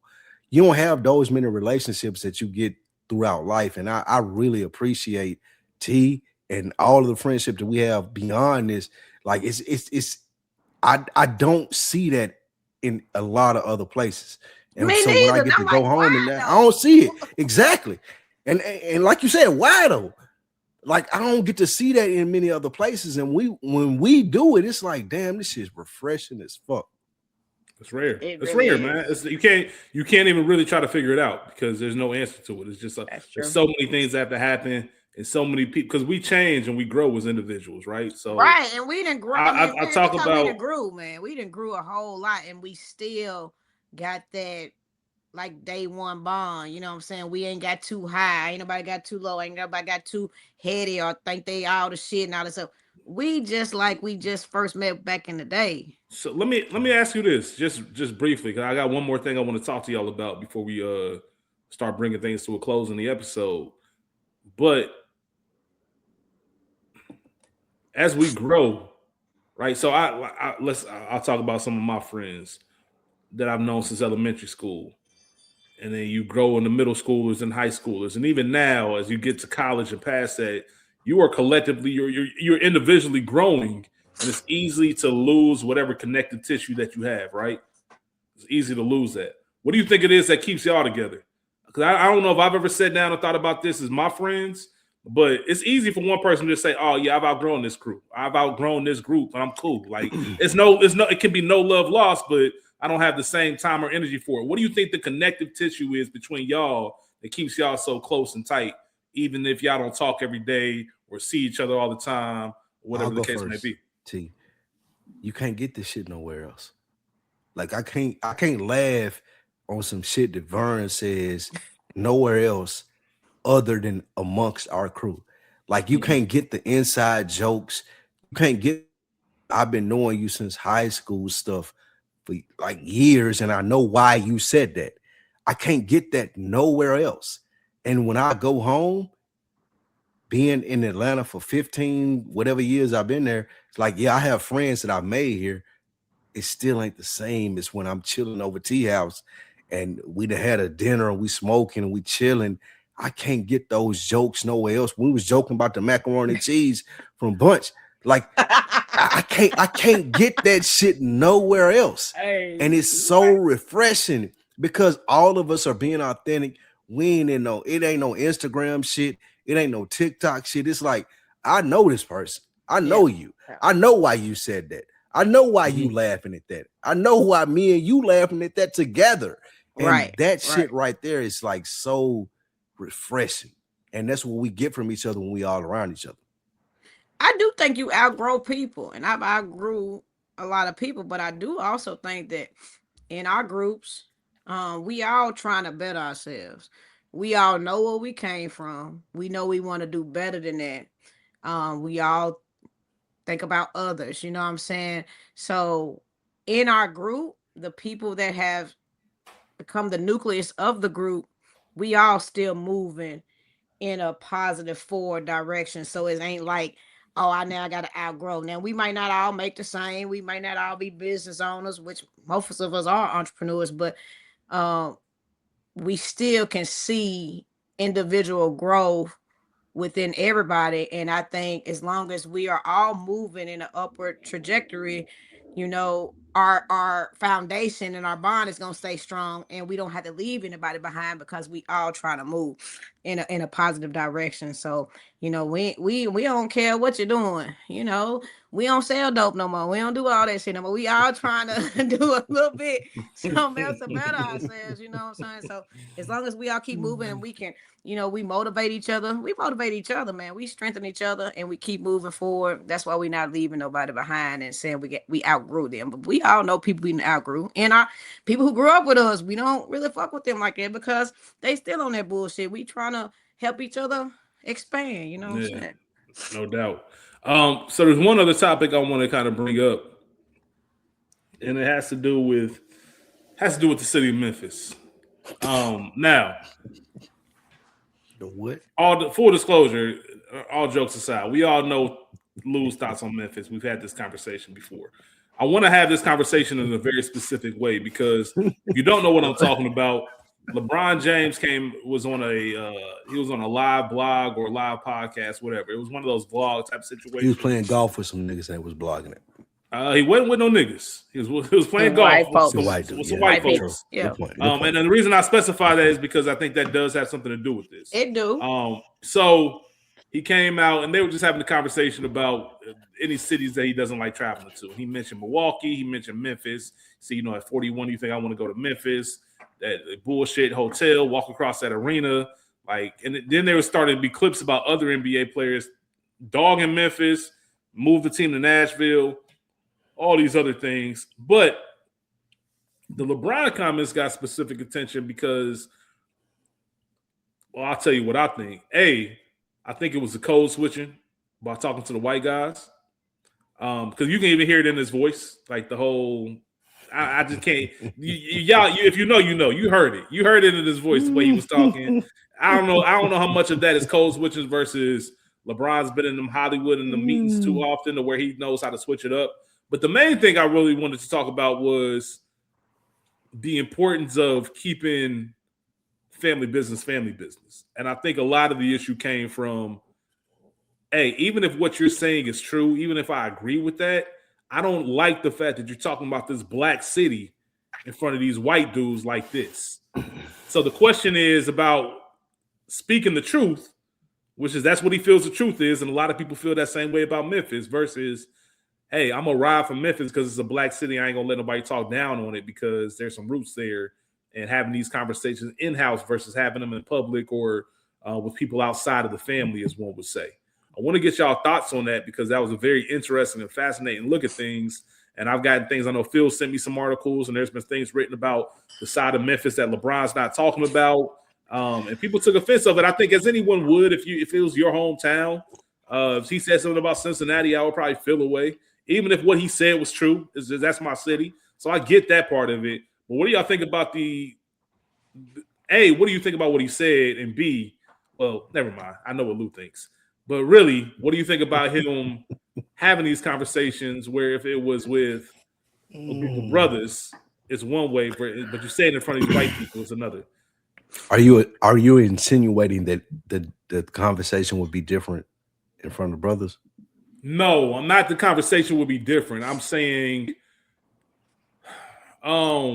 he's saying exactly what it's the old adage, right? If me and Lou out kicking it, and Lou on some bullshit,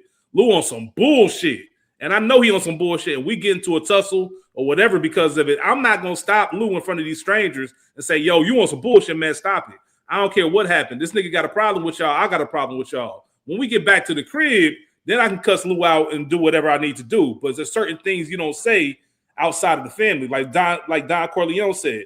Don't talk about the family. Never speak family business outside of the family again. One of those situations, and I think that's where people got the defense.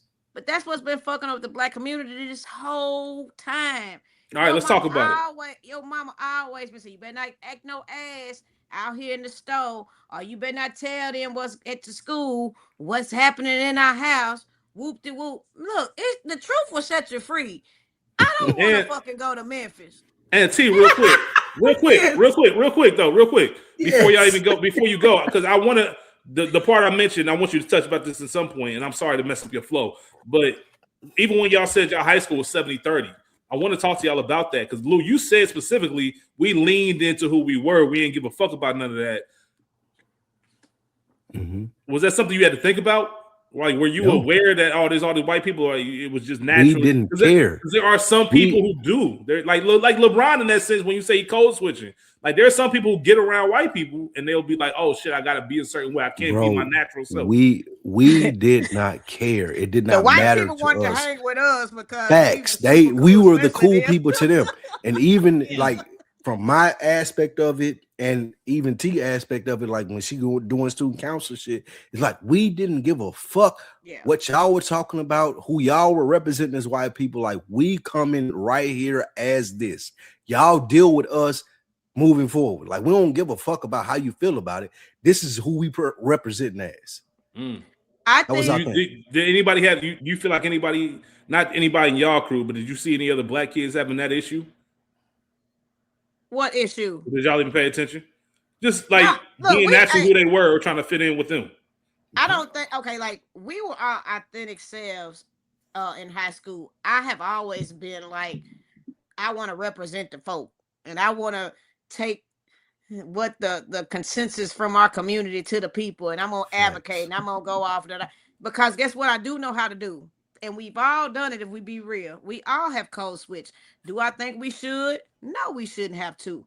Do I think LeBron should be able to talk to the same way he talked to his white friends as his black friends? Yes, he should.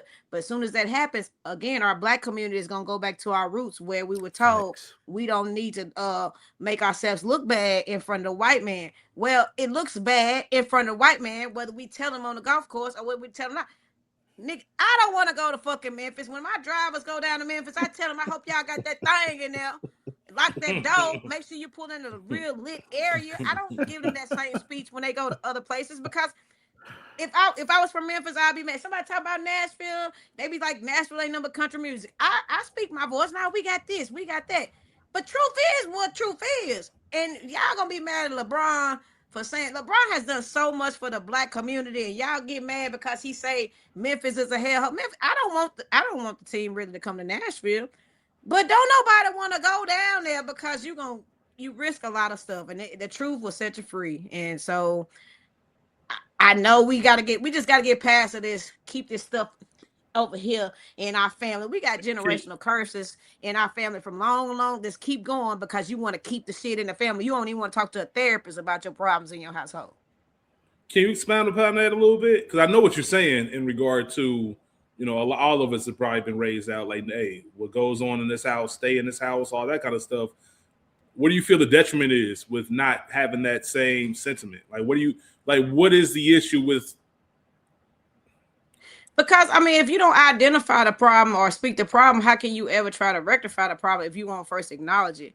And I do think you need to acknowledge it broadly. It doesn't mean that he doesn't like the black community of Memphis. He expects better. He expects better of when he goes and take his talent somewhere. He don't want to be risking his life. He don't want to be risking his family life. He don't want to be taking these risks that we know are extra risks there.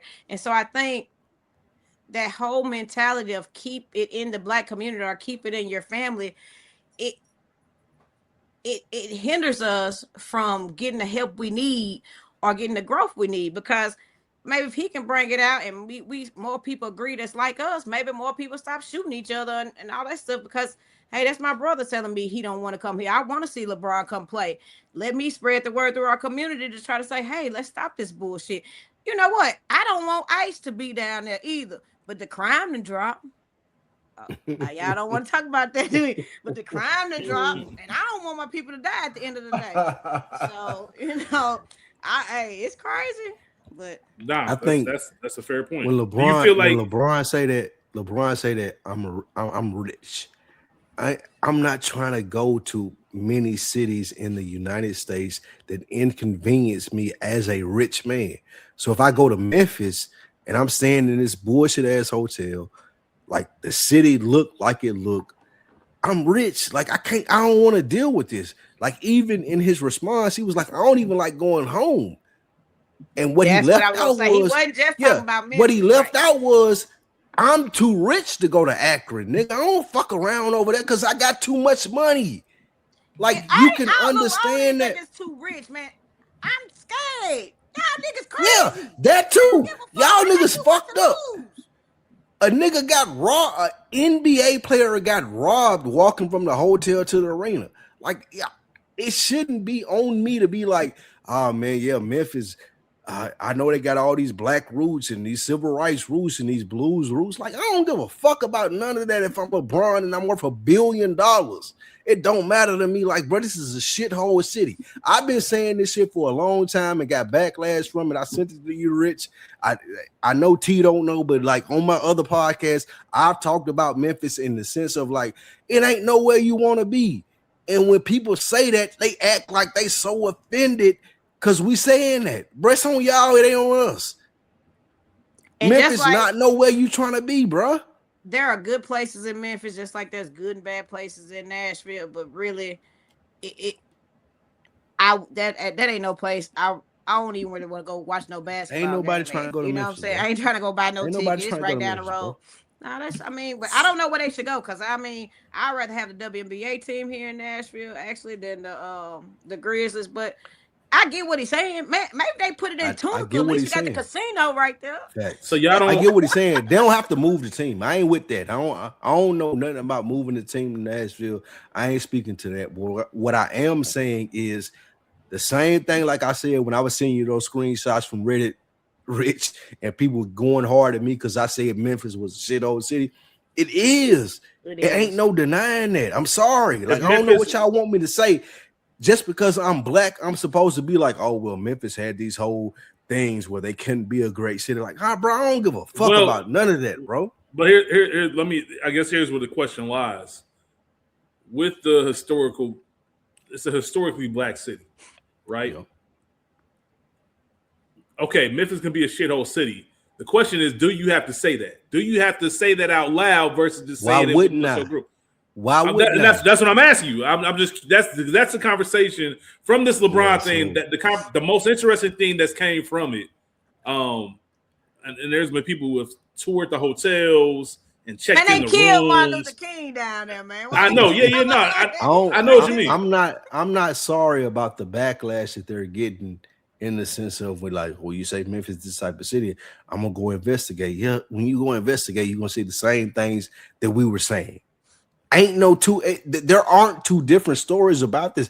Memphis is a shithole city. I'm sorry, that's it. We're gonna go stand at Peabody and watch the ducks come out, man. Okay, let me ask you this. It ain't two different ways about it, bro. Let me ask you this. All right, so let me ask you. Let me flip it another way. And just get your perspective.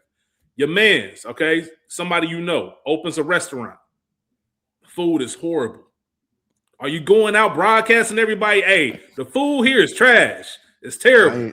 Or you just keeping that to yourself and be like, hey man, I ain't finna get mad at the people who say it's trash. All right, I'm not saying you, but are you going to go out there and say I'm not gonna it's trash? I ain't gonna pop it up.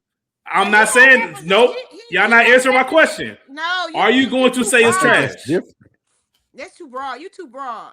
No, that's not the same thing. There's a personal relationship there. You know the person with this restaurant, so you don't have to agree that it's good. You can say, "Oh, that shit is trash," but it's more so. What is the personal relationship with LeBron in Memphis? It's no. No, it's not that. I'm talking about with black people talking about black cities or black things and publicly trashing them when they don't have to. Right here, Lou. I got one for you. We're gonna go right here, right now in Nashville is a big controversy because our homegirl, Quita Cole, we love a straight South Nashville girl. She had rest in peace. She died recently from diabetes complications. She had a restaurant, still is available, called QC Kitchen.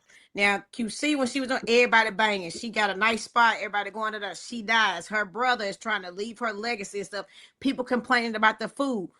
Should we? That's my girl. She dead and gone. She not cooking the food no more. I would never go out and post don't go fuck with them because the food ain't no good. But I know myself that the food has changed. And it probably will never be the same if we're expecting that because she's now not here. But I do hope that the ownership and her brother and stuff will listen to the community and make sure they got the right person cooking in the kitchen to continue her legacy. Right now, it's a lot of pushback that it's not good. Am I going to be mad at the people saying it's not good? No, they're speaking that truth. They're speaking the truth that I know the food has changed. Am I still supporting? Yes, because I know that family and stuff like that. But I can't be mad at them because they say they want something better and they expect better out of this food place. That's the same thing. We expect better. You know what I'm saying? We're going to spend our hard-earned dollars for money. The menu ain't cheap. So if I'm paying the same amount I used to pay or even more, I'm expecting the same fulfillment in my food. I agree that LeBron is expecting the same experience as if he was in New York playing or if he's down in Miami playing. He wants that same experience. He's not wrong for saying, "Hey, y'all, let's do better." Is that the best way to do it, in your opinion? Is it the best way to do it? On a golf course with people who have no idea what you're even talking about, and I'm gonna make it so personal. It was a dude here who was a chef who posted, instead of going to Quita's family and saying, "Hey, this is why I think you should do this to make it better," he posted on Instagram. The first thing I said was, "Man, he shouldn't have said that like that. He should go to the side and say, I do this." But LeBron didn't even know they was listening to him like that. He was just having catch conversation. I can't believe that. When you LeBron and you mic'd up for this, you know exactly what you're saying is going viral. That whole golf trip was the whole course visit was him being mic'd up. My main thing is, I think people don't get mad when people expect better from our own environment. We should. How do we think they gonna expect better or want better for it if we don't want it for ourselves? And I want to make sure. I want to make sure I'm clear that the point is not that. I get what you're saying. I agree 100%. I'm saying the responsibility that we have as Black people to say, "Hey, I have a choice to not say anything at all. I can refrain from any comment on this." But let me ask, why would I do that though? Why? If Memphis, look, if I think as a Black person that Memphis is a shithole city, why wouldn't I say that? Okay, because and what are you doing? You get to ride on me. What does that comment do to help the city of Memphis or help whatever issue it is? He did help. He helped his home city. But that's the. Okay, I get that. What I'm saying is, he's just sharing it. So why don't? But if you want it to be all right, so if I want something to be better, if I want something to be better, all right, I got two choices. Either I can or let's take it back. A product is bad. All right, a product that I want to support is bad. Yeah. I got two choices. A, I'm not fucking with this product. I'm out of it. Or B, let me see what I can do to help them. Maybe I reach out to them individually. Maybe I do whatever the case is behind the scenes to do it. But I want to do it in a manner that say, hey, I'm genuine about this. I want to see it get better. All right. It can help him be saying this shit sucks. Let's do better. That ain't helping. It could be, but it could also cause more harm when you're LeBron James. When it's us, that's one thing. But when you're LeBron James and everything you say, that's the thing. I'm not saying you can't. I'm not. That's all right. That's what I'm saying. I'm not saying you can't say it. Rich, you building the case for Memphis, and like I've been to Memphis once. The people from there are getting so defensive in the sense of, oh, we had this, we had that.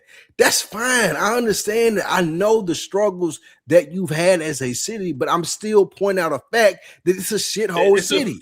Okay, but where's the product? But where's the product? Hold on, but where? It's not about propping up Memphis. What I'm saying is, if we're anything, you take any situation. If I want to see something get better and I want to contribute to a success, like what's the best way to do that? And how am I helping them by doing that? That's the only thing. So you can say it's a shithole city and that's be your truth. That's cool. I'm not mad at that. He is magnifying on because he is LeBron James. It's got us talking about it. So maybe somebody will do something about it. It's not just because you speak on something. It's not for everybody to fucking go fix. You know what I'm saying? If he wouldn't have fixed his hometown, think about all the people that's from Memphis, all the famous people from Memphis, Tennessee. Maybe they'll start doing some shit to help they sorry ass, podunk ass city. So people want to go play basketball and spend resources there. Hey, I would want to fix my stuff up because that brings more money. But right now, guess what they got in Memphis? They got Elon Musk. Put the damn data center that's killing them in there, and they ain't saying shit about that. But you mad at LeBron? I wouldn't want to go down there because the goddamn data center got the bad environment, man. Come on, man.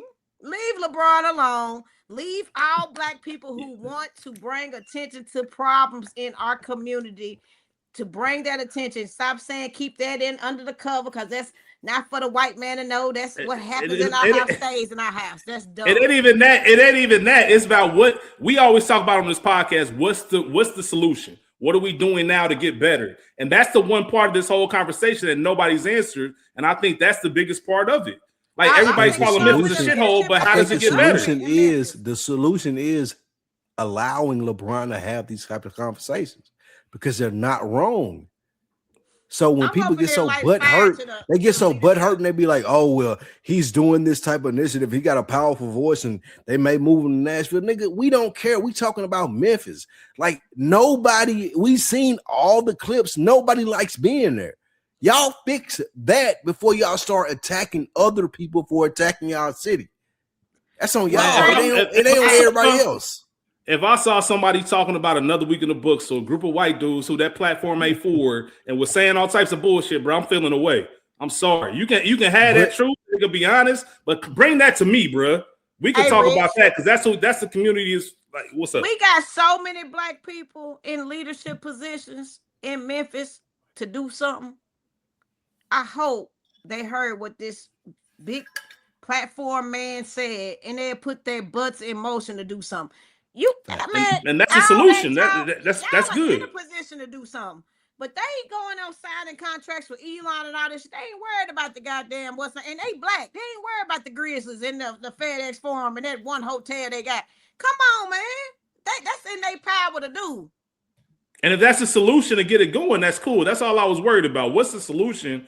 Because it seems like people just shitting on something for nothing. Address that before you address me. They gonna move the team. My thing is address that before you address me critiquing your city. Absolutely. Like I didn't know people from Memphis were that sensitive. Even I did this a long time ago. I sent you the screenshots, Rich, on this mic salon where I was criticizing Memphis. I didn't realize people from Memphis were that sensitive. It ain't me taking a direct shot at you as somebody being from Memphis. It's like, well, do something about it. If somebody from Memphis asked you to help, if they said, "Hey man, can y'all do something to help?" Would you be down for it? Nah, I'm from Nashville, nigga. I'm not. Help your own goddamn self. Well, see, I'm black. I'm black first. No, come on now. Okay. I'm just saying that's me. It's a Nashville, Memphis rivalry. Your hometown, Cincinnati. Okay, Cincinnati, you got roots in Cincinnati. You want to help Cincinnati. They call out to you. If they call out to you versus Memphis, call out to who you responding to. Which one first? I'm responding to both. I'm responding to Cincinnati first. No, I'm that type of person, T. That's just who I am. If somebody needs help, that's when I'm gonna show up. I'm gonna give my time and resources because I care. I go take care of somebody else. Same thing with LeBron. He took care of his home, and then he just explaining y'all how I'm not saying sucks. I'm off the LeBron thing. I'm just talking about in general, just as a black person. I always say I'm black first, regardless of anything. I'm black. We black, baby. That's what I'm saying. So if a black city or a black place or black person needs my help, I'm not saying if it's between my mom and somebody else. I'm just saying don't come at me. But don't come at me as a black person saying I'm unjustly criticizing your city. Like, you have to understand, like, yeah, your city is a shithole. Like, don't come to me like I'm talking out of pocket when I say this. I couldn't be. All these people who have been talking about it on this podcast, NBA players, me, like it's a real thing.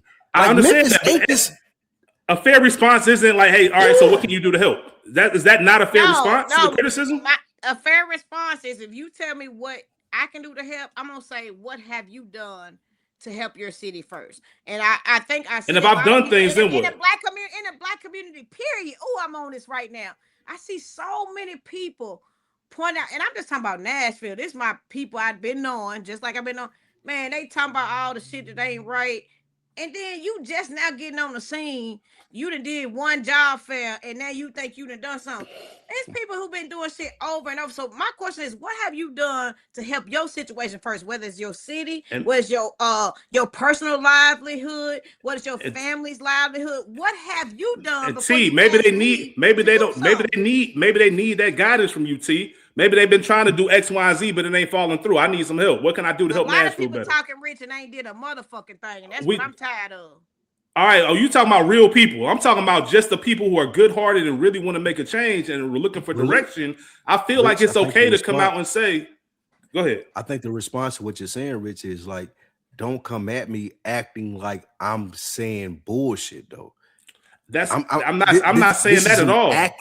This is an accurate critique of your city. Like, don't come at me and be like, "Oh, you're saying this because Nashville has this and Memphis has this," and like it ain't the same thing, because people try to act like y'all only saying these things about us because we are a downtrodden city, and we ain't saying that because of that. We saying it because we looking at y'all. We seeing what you're doing, and it ain't that. Hey, black people can hold black people to a high standard, and it should be okay. And that's the thing. That what you're saying is 100% true. Hold me to a high standard, but don't do it in front of a group of frat boy white boys. Like, don't do that. Like, that's not cool to me. Okay, but let me ask you this: if he say it in front of all his black friends, why does it matter if he say the same thing in front of all his white friends? It's a whole different, especially with somewhere like Memphis. It's a whole different dynamic. It's a whole different list of problems that they know nothing about. But who is that on? Is that on LeBron? Right. It's like, not about. That's on I'm y'all. Off the LeBron part, but that's the thing. I'm not saying that it's anybody's responsibility. It's about if me and you are talking, and we talking the truth, and I'm telling you about some random ass city in Ohio, you're going to understand what I'm saying. And you know that I'm not hating. And I'm also going to say, what are we going to do to help? Before we start shitting on something, what are we going to do to help? That's just my life motto. I don't want to shit on nothing that I'm not willing to help. Last question for you, Rich.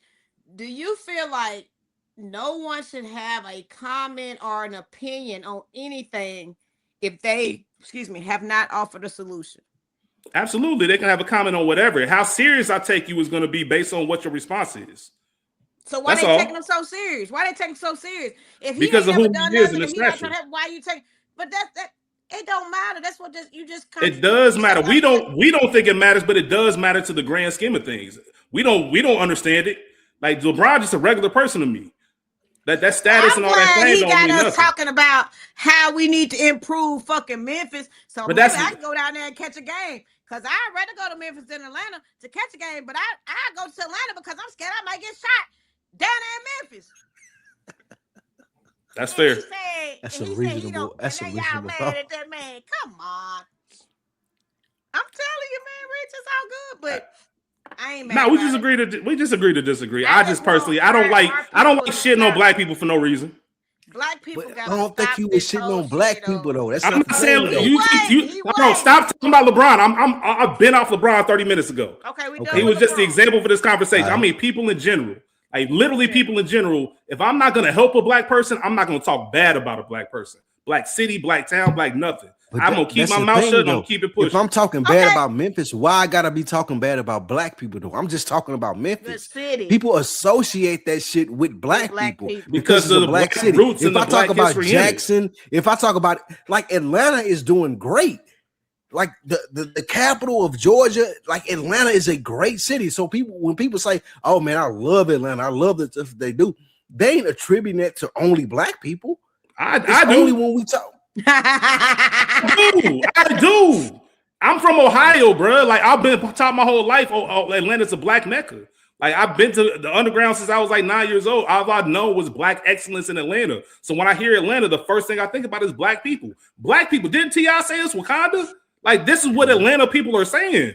So I attribute it to black people. It's a black city, and I'm proud of all the black success that they have. There are certain cities in the U.S. that everybody can look at on the map and say that's a black city. Like it's just a fact, not black parts of it. That is a black city. It's rooted in blackness. Atlanta's one of those places. So when Memphis is one of those places. When I talk bad about Memphis, I'm talking bad about black people. That's how it is the perception. And it doesn't even matter about the black part of it. Okay, that's cool. You don't got to agree with it. It's not even the perception. In general, I'm not going to take my time to shit on something I'm not willing to help. Like, that's just me. And if that's you, that's cool. If I'm LeBron, how though? Black people do that all that's LeBron's thing. I've been off LeBron. I said that already. We off LeBron, like on Kamala. We had a black woman, you know what I'm saying, running for president, and everybody shit on her. So are they wrong because they voted for the white man? I'm not saying they wrong for voting. You vote whoever you want to. But what I'm saying is, if you just shitting on Kamala for no reason, just because she a black woman, same with what you said, T. You got people coming in your office once they realize you a black woman, they like, oh, cool. I don't think this is for me. Like for what? Like why? If you don't want to explain that, then that's cool. Go home. You ain't got no job. That's all good. But in general, I'm not going to come out and shit on her just because. Now, if I disagree with her policies and her stances, and he disagrees with the facilities, he's disagreeing with the area, how he has to go into that situation. So, I'm done with LeBron. I don't care about LeBron no more. I'm off of it.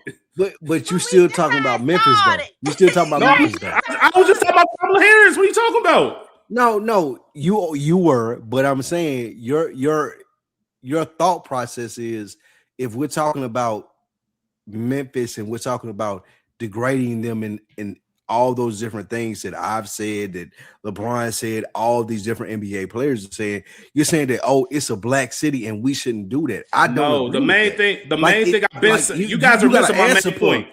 My main point has always been, if you're not doing anything to help it, what is the benefit of shitting on it? That is my thing. Let me say Charlotte, this. Hey, I'm doing stuff to help. You shitting on Charlotte? Wait, Rich, hold on, Quan.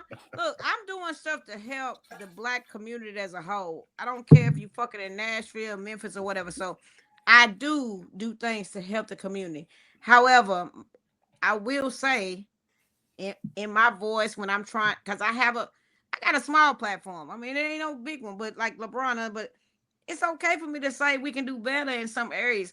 Niggas don't want to hear another nigga tell them do better. And we got to hold ourselves accountable. We got to hold each other accountable to do better. And when I say, LeBron say, Quan say, you say, hey, y'all, we can do better, a lot of the people going to pitch a bitch because they're like, who are you to judge? You think you better. But no, it's okay for us to raise the expectation, to raise the bar. And when we start saying you can't do that, that's a problem that's detrimental for the black community. That's how I feel. I think that's perfect. I think we need more people calling out the bullshit and what needs to be better. once again, there also needs to be more people saying, I am also willing to roll up my sleeves and help this get better. The same way we ask people to like, comment, subscribe, share. In order to grow our platform, we need people riding with us to do so. So if he helped people in Akron, in Ohio, if he helped people in Cleveland, if he helped people in wherever he has been to play basketball, if he helped people there, but he speaks bad about one city because he don't feel safe, he don't like the conditions, he ain't helping the community. God, what you want to do? I'm not saying that. And once again, I'm off LeBron. This ain't about LeBron.